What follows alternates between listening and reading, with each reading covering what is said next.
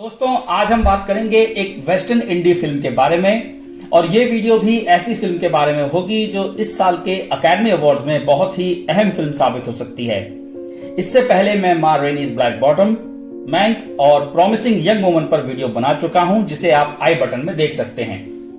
आज हम बात करेंगे last year I film Nomadland के बारे में। इसे लिखा और डायरेक्ट किया है क्लोई जाओ ने। ये Nomadland surviving America in the 21st century नाम की नॉन फिक्शन बुक पर बेस्ड है। इसमें मेल लीड्स निभाए हैं फ्रांसिस मैकडॉर्मंड और डेविड स्ट्रेदरेन ने, और इनके साथ ही साथ इसमें रियल लाइफ नोमैड्स यानी कि खाना बदोश लिंडा मे, स्वैंकी, बॉब वेल्स ने खुद के ही फिक्शनलाइज्ड वर्जन्स इस फिल्म में प्ले किए हैं। पहले मैं आपको इसकी कहानी बताऊंगा, फिर हम इस फिल्म की सोल को समझने की कोशिश करेंगे और आखिर में जानेंगे कि इस फिल्म में दिखाए गए द एवेंजर रेफरेंस का मतलब क्या है। यह सब जानने के लिए इस वीडियो को एंड तक देखिएगा। मेरी हमेशा कोशिश रहती है कि मैं आपको फॉरेन सिनेमा की उन मूवीज के बारे में जानकारी दूं जो शायद आपको कहीं और ना मिले, इसलिए ऐसे ही और दिलचस्प मूवीज के बारे में जानने के लिए इस चैनल को सब्सक्राइब करके बेल आइकन को जरूर दबा दीजिए। तो चलिए वीडियो शुरू करते हैं। हेलो दोस्तों, मेरा नाम है अमन और आप देख रहे हैं सिनेमैटिक ज्ञान। Let's get started.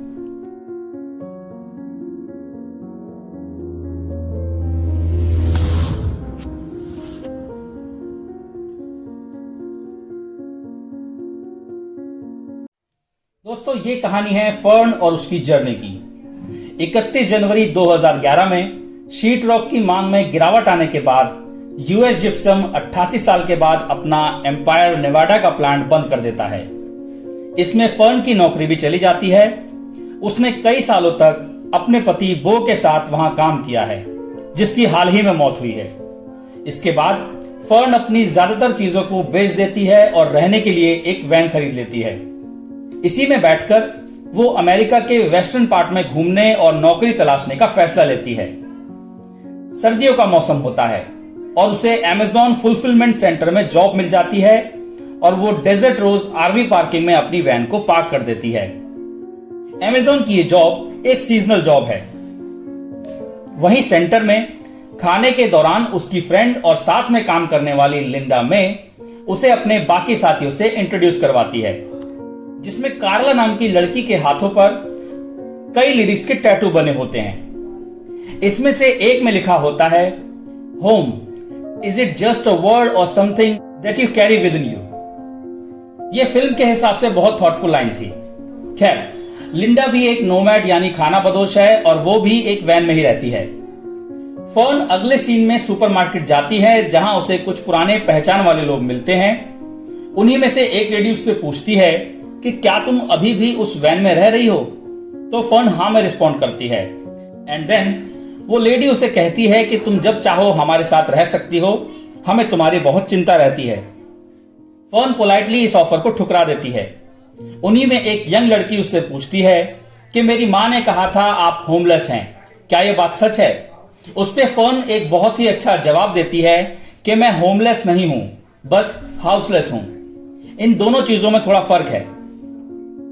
Fern Linda को अपनी वैन दिखाती है और उसे समझाती है कि कैसे उसने इस छोटी सी जगह में स्पेस क्रिएट किया है। यहीं वो उसे ग्रेजुएशन के बाद अपने डैड की गिफ्ट की हुई डिशेस दिखाती है जिन्हें वो कलेक्ट किया करते थे। इस सीन के दौरान ही हमें पता चलता है कि फर्न ने अपनी वैन का नाम वैनगार्ड रखा है।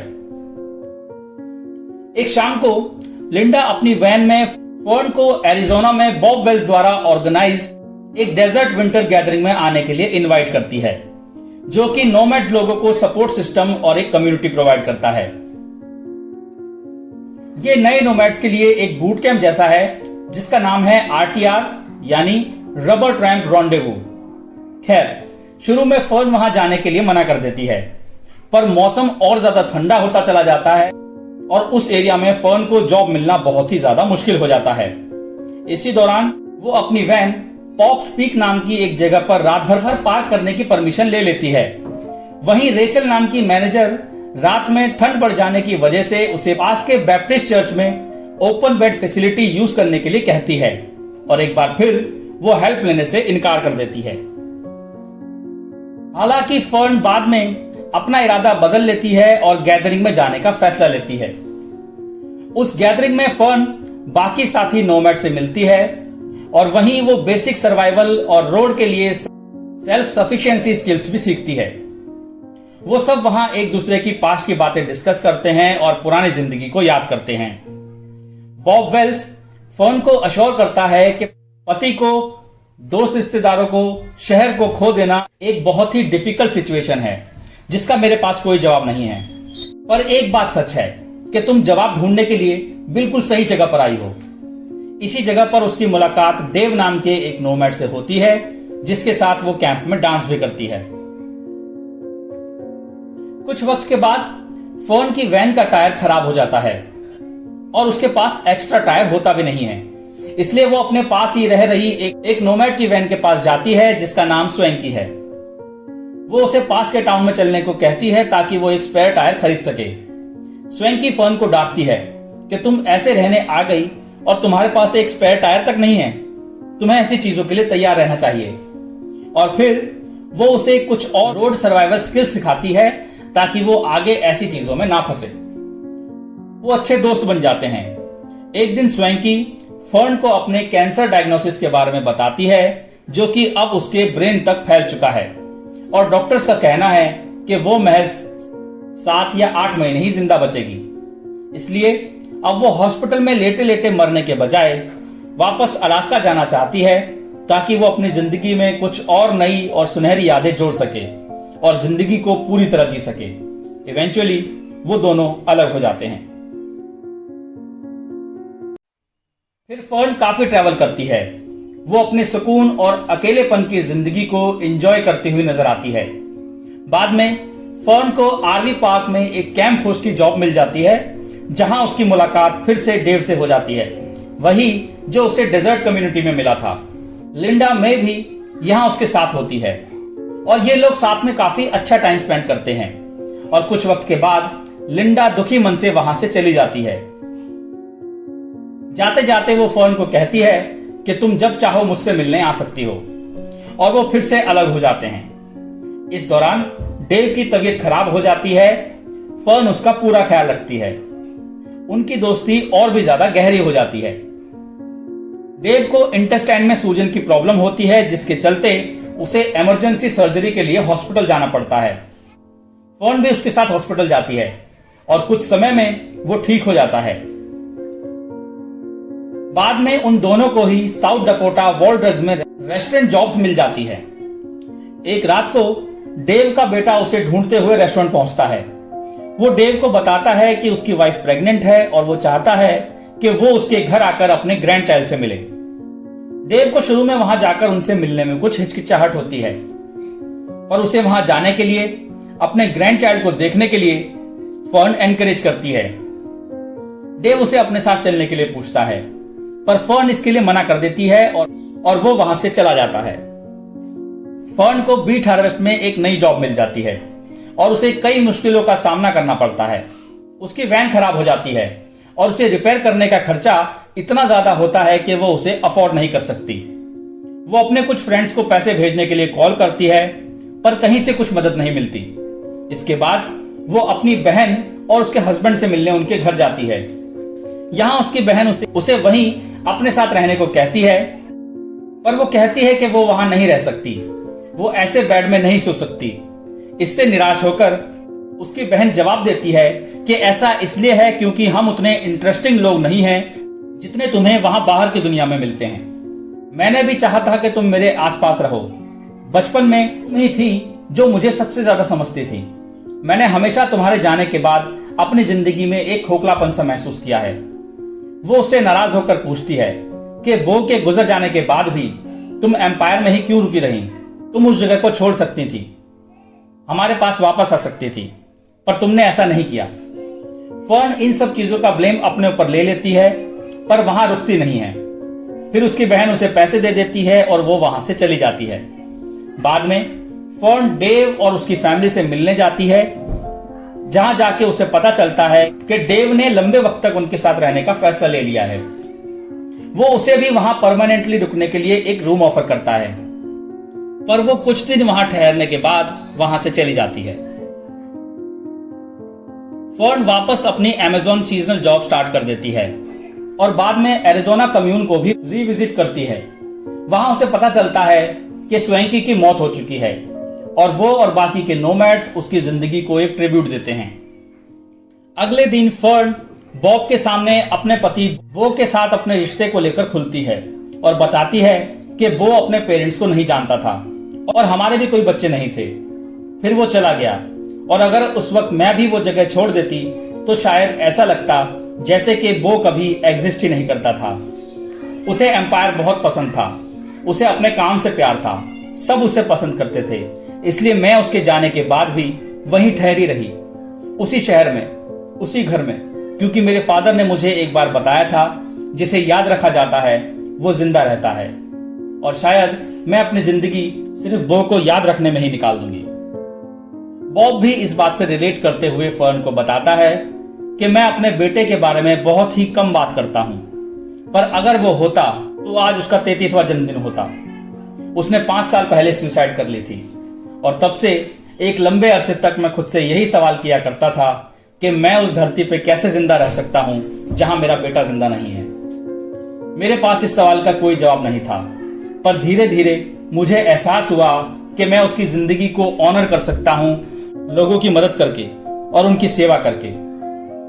यही चीज कहीं ना कहीं मुझे जीने की वजह देती है। यहां हमारे ऐसे बहुत सारे लोग हैं जो अपनी जिंदगी में मिले दुख से कभी उभर नहीं पाएंगे और उसके साथ जीते रहेंगे, पर इसमें कोई बुराई नहीं है। वो उसे ये भी बताता है कि उसे ये जगह इसलिए बहुत ज्यादा पसंद है कि यहाँ नोमैड कम्युनिटी में लोग कभी भी एक दूसरे को फाइनल गुड बाय नहीं कहते। मैं भी यहाँ सैकड़ों लोगों से मिल चुका हूँ और मैं भी ये कभी नहीं कहता।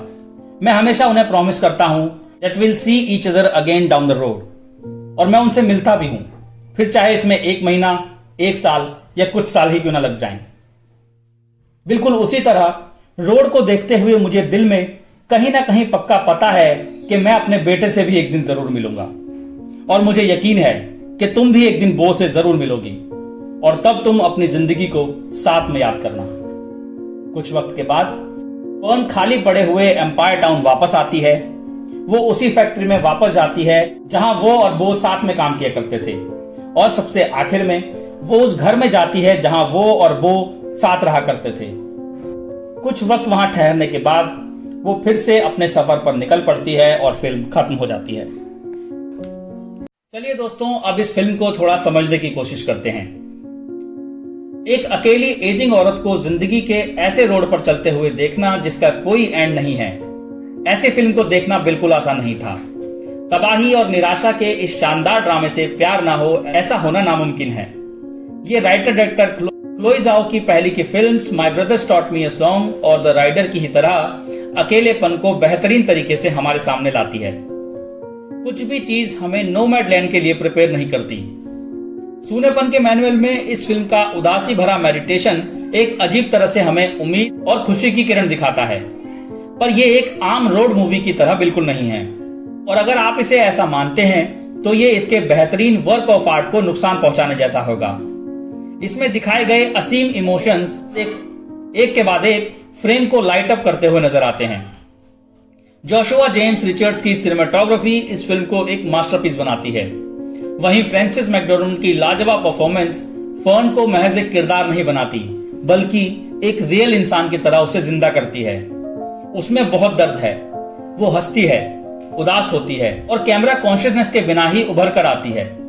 ये एक ऐसा किरदार है जो फिल्म देखने के बाद एक लंबे वक्त तक हमारे साथ बना रहता है।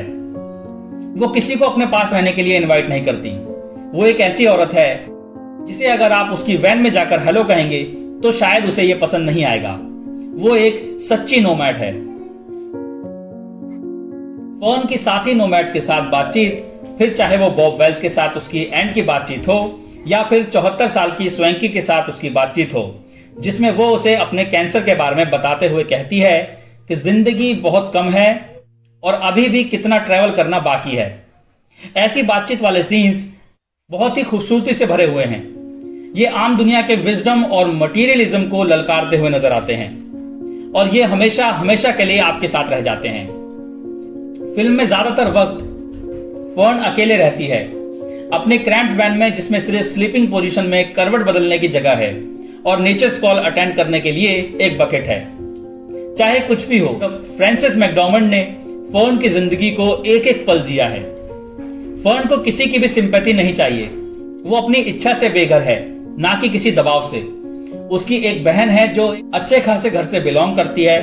वो उसे अपने साथ रहने को कहती है, और इसके अलावा उसके पास एक देव जैसा चाहने वाला भी है, जिसकी पूरी फैमिली उसकी सरप्राइज विजिट से बहुत खुश होती है। पर वो वहां भी नहीं ठहरती। फर्न को ऐसी जिंदगी चाहिए ही नहीं। वो नॉर्मल लाइफ जीने के सारे ऑफर्स ठुकरा देती है। और अगर आप सोचते हैं कि ऐसा क्यों है, तो इस बात का जवाब देना कुछ आसान नहीं है। पर एक बात कही जा सकती है, that Fern will see all of us somewhere down that road and very soon। चलिए दोस्तों, अब इस फिल्म के एक सीन में दिखाए गए एवेंजर रेफरेंस के बारे में बात करते हैं। हम इस फिल्म के एक सीन में फर्न को एक सिंगल स्क्रीन थिएटर से गुजरते हुए देखते हैं, जहां द एवेंजर्स लगी हुई है। इसका ताल्लुक बहुत खास चीज से है। दरअसल क्लोई जाओ को 2018 में उनके फिल्म द राइडर की सक्सेस के बाद मार्वल ने अपनी अपकमिंग फिल्म द इटर्नल्स को डायरेक्ट करने के लिए साइन किया था। मैकडॉर्मंड और पीटर स्पियर्स ने Nomadland surviving America in the 21st century के ऊपर फिल्म बनाने के राइट्स खरीदे, और उन्होंने भी द राइडर देखने के बाद ही क्लोई जाओ को इस फिल्म के लिए अप्रोच करने का सोचा। 2018 के ही इंडिपेंडेंट स्पिरिट अवार्ड्स की शाम में जाओ की मुलाकात हुई फ्रांसिस मैकडॉर्मंड और पीटर स्पियर्स से। उन्होंने जाओ को इस फिल्म के बारे में बताया, और वो उसे लिखने और डायरेक्ट करने के लिए मान भी गई। यहीं से यह फैसला ठोस हो गया, और अगले दिन तक एक कॉन्ट्रैक्ट भी बना लिया गया। उसी साल पतझड़ में मैकडॉर्मंड और जाओ ने एक 4 महीने का शूट शुरू किया, जिसमें उन्होंने फर्न की जर्नी को फिल्माया, और उन्होंने साथ ही साथ प्लैनेट फिटनेस के पार्किंग लॉट में कास्टिंग मीटिंग्स भी की, और रिजल्ट आया एक मेस्मराइजिंगली पावरफुल फिल्म। लेकिन इस पूरी फिल्म के दौरान हमें कहीं भी हाई प्रोडक्शन वैल्यू नजर नहीं आती। इसलिए यह देखना बहुत ही ज्यादा दिलचस्प होगा कि ऐसी फिल्म बनाने वाली डायरेक्टर एक $200 मिलियन बजट और बड़ी स्टारकास्ट वाली फिल्म को किस तरह से बनाती है। जैसा कि मैंने बताया, एमसीयू ने 2018 में जाओ को फिल्म के लिए साइन किया था, और ये कोई पहली बार नहीं था कि मार्वल स्टूडियोज ने किसी अपकमिंग इंडी फिल्म डायरेक्टर को फिल्म डायरेक्ट करने का मौका दिया है। उनसे पहले वो थॉर रैग्नारॉक के लिए टाइका वाइटिटी और ब्लैक पैंथर के लिए रायन कुगलर को साइन कर चुके थे, पर ये दोनों ही वो काम नहीं कर पाए थे जो जाओ ने कर दिखाया। इन्होंने वर्ल्ड के सबसे बड़े स्टूडियो फ्रेंचाइज की फिल्म की तैयारी करते हुए एक पूरी अलग फिल्म शूट कर डाली, और शायद एमसीयू में अपनी इसी एक्सेप्टेंस को जाहिर करने के लिए जाओ ने अपनी फिल्म में द एवेंजर्स के टाइटल का इस्तेमाल किया। यहां एक तरफ फर्न जैसी वर्किंग क्लास औरत है जो ट्रैवल करती रहती है, और उसके सामने एक ऐसे फिल्म का टाइटल है जिसके सामने वो बौनी नजर आती है। ये वो फिल्म है जिसने ऐसे सिनेमैटिक यूनिवर्स को जन्म दिया, जिसने ये कंफर्म कर दिया कि आने वाले 10 साल तक बॉक्स ऑफिस पर सिर्फ सुपर हीरोज का ही राज चलेगा। इस फिल्म ने इंडिपेंडेंट और टेंटपोल फिल्म मेकिंग के बीच के गैप को और भी ज्यादा बड़ा कर दिया। पर राइटर, डायरेक्टर, एडिटर जाओ खुद भी एक बहुत बड़ी मार्वल फैन है, और उनके ऐसी बड़ी फिल्म डायरेक्ट करने से उनके लिए एक थीसिस स्टेटमेंट कही जा सकती है कि इस दुनिया में द इटर्नल जैसी सुपर हीरो फिल्म और नोमैडलैंड जैसी इंडी फिल्म दोनों के लिए जगह है, और यहां तक कि ये दोनों एक ही फिल्म मेकर के जरिए भी बनाई जा सकती हैं। फर्न का कई सालों का यह सफर 2011 से शुरू हुआ, जिसने उसे डायरेक्ट 2012 की highest grossing film the Avengers के रास्ते पर लाकर खड़ा कर दिया। ये सब जानने के बाद एक चीज तो कंफर्म है कि 2021 जाओ के लिए एक बहुत ही अच्छा साल साबित हो सकता है, जिसमें उनकी फिल्म अप्रैल ऑस्कर में एक पोटेंशियल बेस्ट पिक्चर की तरह उभर कर आ सकती है, और खबरों की माने तो नवंबर में उनकी द इटर्नल्स भी रिलीज हो सकती है। और आखिर में मैं यही कहना चाहूंगा कि इस फिल्म को फ्रांसिस मैकडॉर्मंड की परफॉर्मेंस के लिए जरूर देखना चाहिए, जिनके मॉन्यूमेंटल काम के आगे ऑस्कर एक बहुत ही छोटा इनाम है। और मैं बॉब की कही एक बात से अलविदा लेना चाहूंगा, that I'll see you all somewhere down that road really soon।